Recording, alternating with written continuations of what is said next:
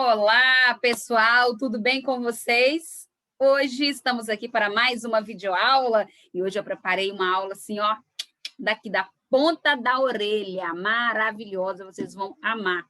Nós vamos falar sobre história, vamos recapitular a aula passada e trouxe um monte de imagens bacanas que vocês vão ver, vão conseguir compreender direitinho e vai sair daqui no final assim, ó, entendi tudo, tá bom? Meu nome é Célia Coleta, eu sou professora de História e estou aqui para dar mais uma vez as boas-vindas ao 6º ano. Alunos, eu tenho certeza que estão participando de todas as aulas online, estão fazendo todas as atividades, porque esse momento de pandemia vai passar e nós vamos nos encontrar muito em breve. Eu tenho certeza disso. E é o que todos nós esperamos. Vamos lá? Chega de conversa e vamos para a aula, hein? Vamos para o vídeo. Vou diminuir minha careta, como eu já falei para vocês aqui, ó, vou ficar dançando, vou para lá, vou para cá.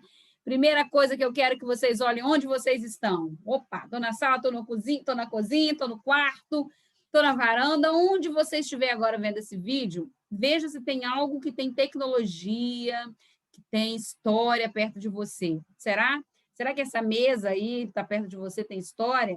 Esse liquidificador, se for na cozinha, a televisão e o celular que está na sua frente. Ah, nós vamos observar ao nosso redor, principalmente sobre a aula que nós estamos tendo. Quem diria que nós estaríamos no celular dando aula? Num vídeo que pode ir para o mundo inteiro, em questão de um segundo, ele pode chegar lá no Japão. E aí? É a tecnologia. Nós temos aqui a foto de 4 aparelhos de telefone. Não sei se vocês já viram algum desse aí ao vivo, a cores. Eu já vi, já usei aquele telefone de gancho grande.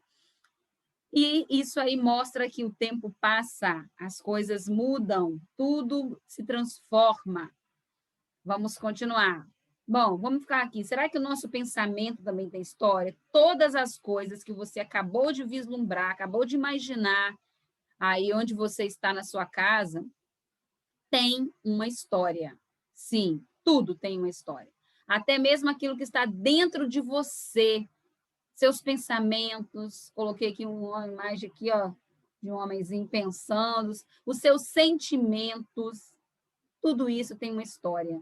Se você olha uma pessoa e se você ama muito essa pessoa, tem uma história pelo qual você a ama tanto, ou ela cuidou de você, ou ela cuida de você, não é verdade? Então, tudo é história. E aqui? Agora quero ver quem conhece a nossa cidade. Dá um pause aí, chama quem está na sua casa, seu pai, sua mãe, sua tia, sua avó. Pergunta se ela sabe que imagem é essa. Depois vocês tiram o pause. Mostrou? Beleza. Isso aí é um coreto que tinha na pracinha de Casimiro de Abreu e uma fonte com uma pontezinha. Gente, era lindo, muito pitoresco, muito bonito. E agora se transformou. Ó, aqui também é o coreto de um outro ângulo. Olha ele pintado de branco. Eu já subi muito aqui nesse coreto, nessa escada aqui. Já bati papo. Nós já fizemos apresentação teatral nesse coreto de poesia, muito legal. E a igreja que está no fundo aqui é a igreja católica, matriz. E aqui nesse cantinho também, ó, aqui está um pedacinho da fonte que você pode ver. Bom, essa igreja hoje também já está mudada com uma outra fachada, para a gente ver que a história vai se transformando, as coisas vão mudando. E aqui, ó, a nova Praça Feliciano Sodré, com a estátua aí do nosso saudoso Casimiro de Abreu, que deu nome à nossa cidade, que também tem uma história. Se você for pesquisar, você vai ver uma história linda de Casimiro de Abreu, do nosso poeta, e aqui o nome da nova Praça Feliciano Sodré. Bom, quando começou a existir história? Quando foi que começou a existir história, gente? Desde que existe ser humano sobre a face da Terra, existe história. Então, desde que o ser humano pisou na face da Terra, existe história. E o conhecimento histórico, ele existe também junto com no mesmo período? Começou a ser sistematizado na Grécia Antiga, e nós já falamos disso na aula passada, lembra que nós estamos só recapitulando, por historiadores como Heródoto, e também Tucídides. Esses são os historiadores que começaram a colocar aí no papel, começaram a contar a história, sistematizar a história. Podemos dizer que o Heródoto é o pai da história. Bom, e o tempo presente, gente? A história, em vez de relatar ou comprovar, ela é feita para responder às questões sobre o passado, suscitadas pela observação das sociedades presentes. Nossa, o que é isso? Leia de novo, tenta compreender quais são os nossos questionamentos sobre o passado. Por que esse nome de Casimiro de Abreu? Por que eu tenho pessoas brancas e negras nessa cidade? São os questionamentos, as nossas observações. E aí a história vem responder esses nossos questionamentos. Aposto que você já encheu sua mãe de perguntas sobre a sua vida. Se não encheu, encha de perguntas, porque todo mundo merece saber a sua história, a história do seu nome, a história da sua família. E aqui, o conhecimento histórico tem como objetivo básico compreender a realidade atual em suas raízes históricas. Dessa forma, os historiadores questionam o passado, buscando elementos para a compreensão do presente. Olha aí, agora nós fechamos e nós lacramos sobre a aula passada, para você fechar e entender o que é história, o que é esse conhecimento histórico e o que a história busca. Busca, através dos questionamentos do presente, compreender o passado e, quem sabe, construir um amanhã melhor, sem os mesmos erros do passado, como, por exemplo, o preconceito.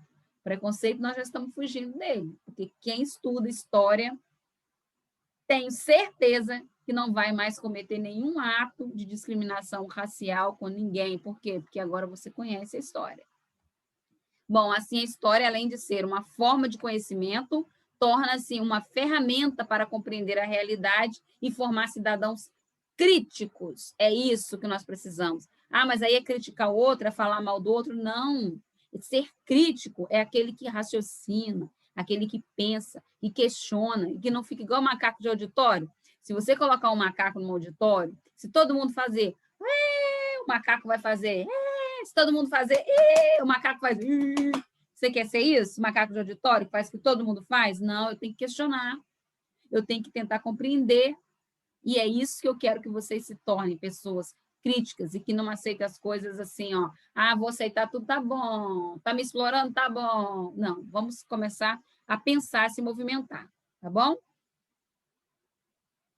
Bom, quando um historiador busca entender um determinado processo histórico, como a discriminação racial, a miscigenação do povo brasileiro, ele busca entender o presente e as consequências de determinado fato sobre a sociedade que vivemos hoje. Será que a desigualdade social tem um fundo? Será que a discriminação racial, como nós colocamos aqui, e a miscigenação, ela tem um fundo histórico? Claro que tem. Nós somos miscigenados, nós falamos na aula passada, por causa da forma como nós somos colonizados pelos europeus. E aí eu coloquei isso aqui, eu não podia deixar de colocar. Gente, olha que imagem maneira. Essa menina falando, chega de preconceito. O combate ao racismo é uma luta diária e que deveria ser de todos. Todos. Não é porque eu sou negra que eu tenho que lutar contra o racismo, não. O branco, o negro, o mulato, qualquer um, todos nós brasileiros precisamos lutar contra todo e qualquer tipo de racismo. Racismo não se tolera, racismo se combate, bate de frente. A começar por você, sem fazer piadinhas, sem fazer frases preconceituosas. E eu trouxe isso aqui só para mostrar por que hoje nós lutamos contra o racismo. Porque nós temos uma história de escravidão, uma história de tortura, de violência contra um povo. E agora é a hora de mudar. Bom, vamos falar um pouquinho do tempo. Tempo. Será que a Lua pode nos ajudar a contar o tempo? Yes! Será que o Sol pode nos ajudar? Sim. E o relógio? A ampulheta conta o tempo? O relógio d'água, gente, olha que legal esse relógio d'água, vocês já tinham visto?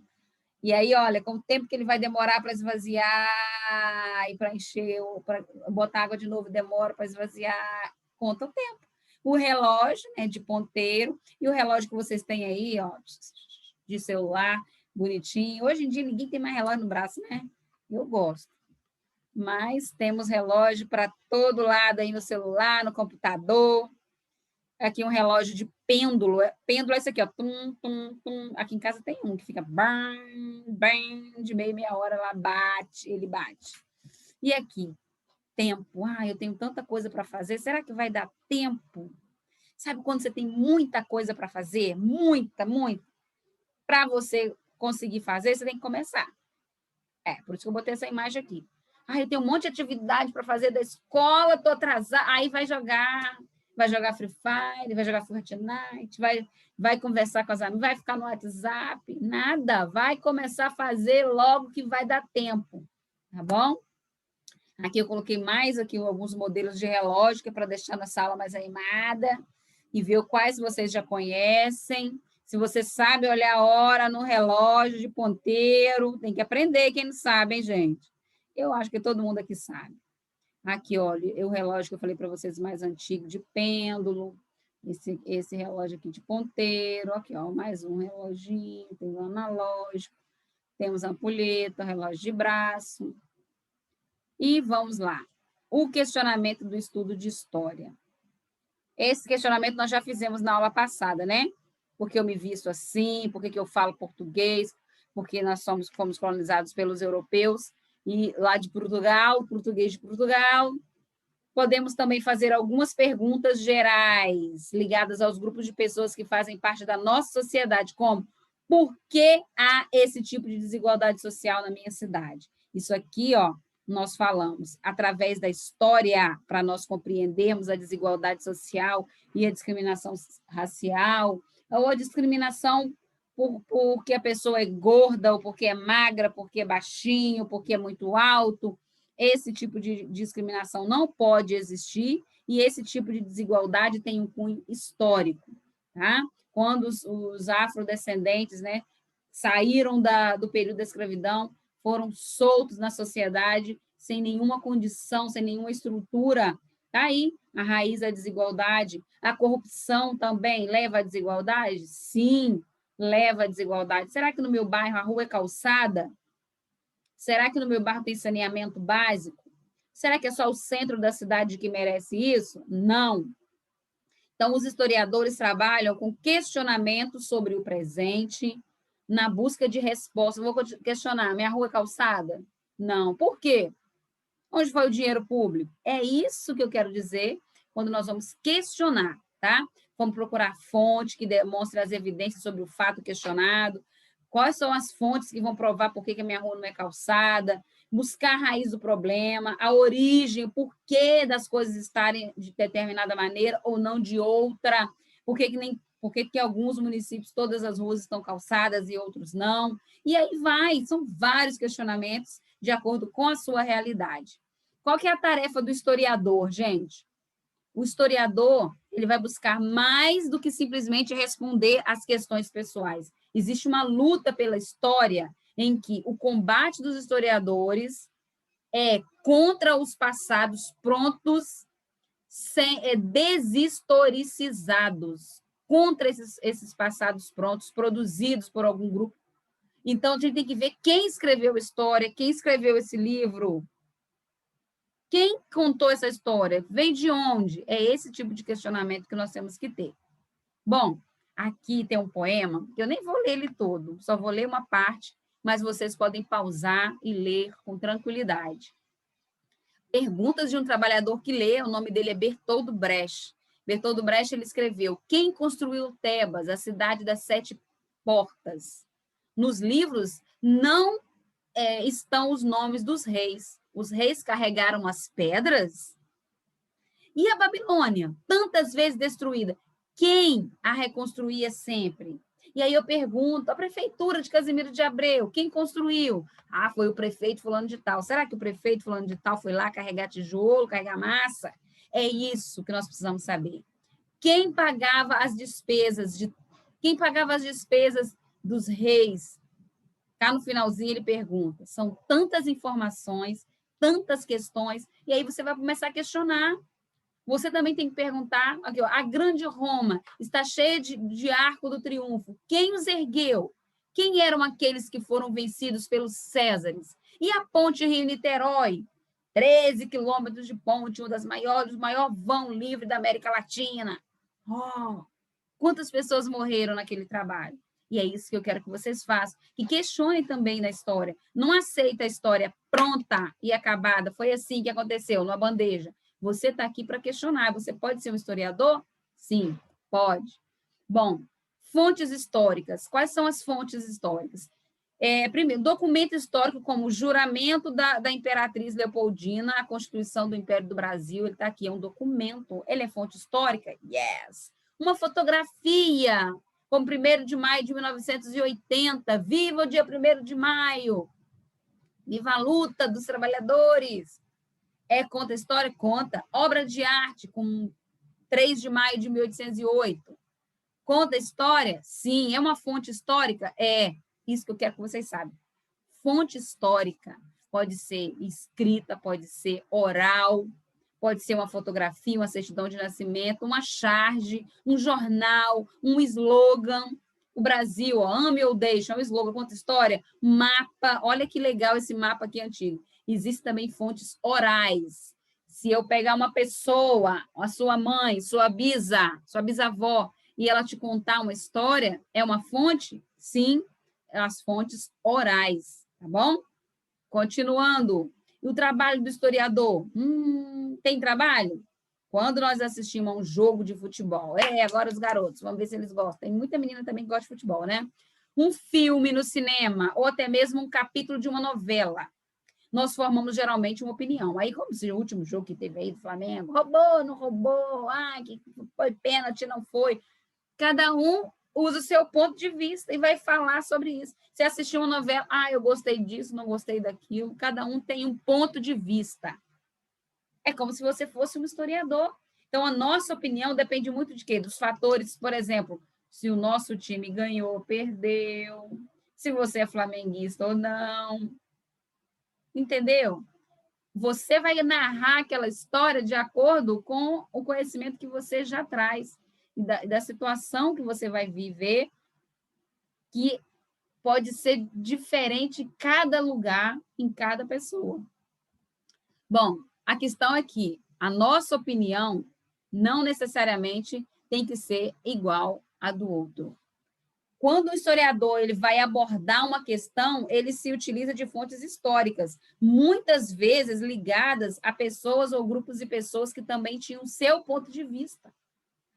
Vamos falar de escravidão? Vamos falar de escravidão. Vamos falar do ponto de vista de quem foi chicoteado? Vai ser de um jeito. Vamos falar do ponto de vista de quem teve as costas todas retalhadas pelo chicote? Ou nós vamos falar de quem estava lá na casa grande, daquele senhor de engenho que ajudava a bater e chicotear nos escravos?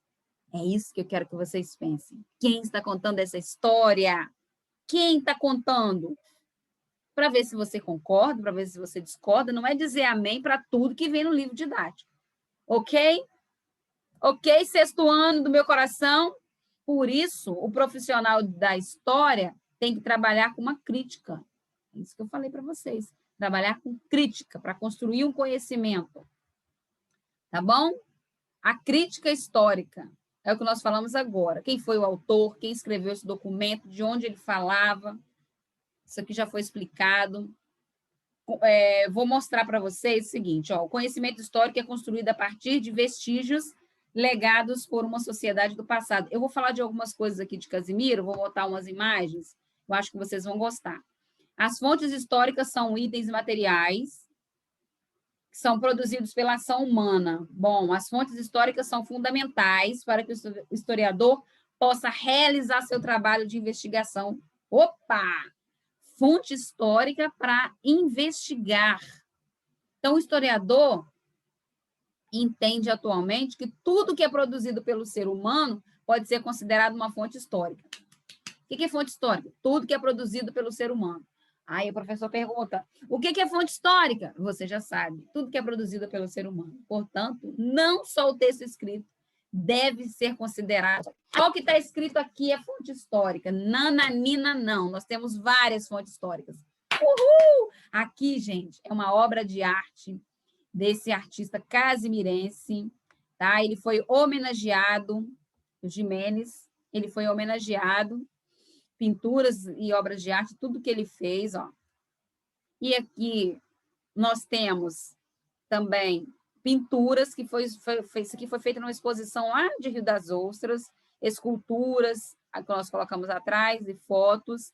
E aqui, olha, a casa de Casimiro de Abreu, essa aqui lá em Barra, quem mora aí em Barra já sabe, já reconhece logo. E aqui a Casa de Cultura, que era uma estação, né, de trem de Casimiro de Abreu, também é uma fonte histórica? Yes, sim, é uma fonte histórica. Então, assim, as construções, foto, vídeo, relato oral, também são úteis para o historiador. Entenderam o que é uma fonte histórica? É onde eu vou lá buscar. Na fonte eu não vou beber água. A fonte histórica, ele vai lá buscar conhecimento para trazer. A fonte pode ser direta, feita com contemporâneos, indiretas, produzidas através de consultas às fontes diretas. Eu posso consultar um livro, um texto para obter informações. E aqui nós temos as nossas referências, e eu vou deixar aqui a foto da Renata Lira, que é uma historiadora casimirense. Ela fez história, que escreveu esse livro sobre o quilombo aqui de Casimiro de Abreu, na subida da Serra. Renata Lira é uma grande amiga, quem quiser conhecer pode ir lá pesquisar o nome dela, historiadora, e ela escreveu esse livro contando a história de Casimiro de Abreu, sobre a questão da escravidão aqui, e tem um lugar chamado Quilombo. É um livro lindo, eu tenho, e eu espero que vocês pesquisem mais sobre isso. É uma historiadora que está pertinho da gente. Um grande beijo a todos. Eu espero que vocês tenham gostado da nossa aula sobre fonte histórica e recapitular o que nós vimos de história. Já falei demais. Um beijo grande. Até a próxima aula. Amo vocês.